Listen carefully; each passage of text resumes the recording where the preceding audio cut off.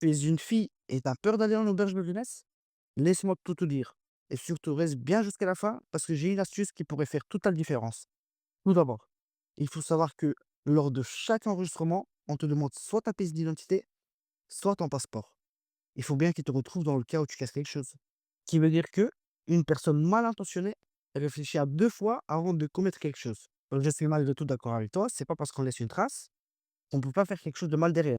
Mais il faut savoir que la majorité des gens qui choisissent ce type de logement sont souvent des voyageurs seuls qui ont pour but de profiter de la ville, de rencontrer des gens et de passer du bon temps, tout comme toi. Et puis si on a un raisonnement logique, si une personne commet un crime dans une auberge de jeunesse, dans la rue, chez elle, elle encourt exactement la même peine et la même sanction. Donc il n'y a aucune raison pour qu'elle aille se taper un trajet pour commettre son crime dans une auberge de jeunesse. Dernier point, il faut savoir que la grosse majorité des auberges possèdent des chambres spéciales que pour les femmes. Et quand ce n'est pas disponible, moi, ce que je vous conseille de faire, c'est de choisir des chambres où il y a beaucoup de lits. Parce que s'il y a beaucoup de lits, ça veut dire qu'il y a beaucoup de personnes. Donc oui, vous allez devoir renoncer à une certaine tranquillité, à un certain confort.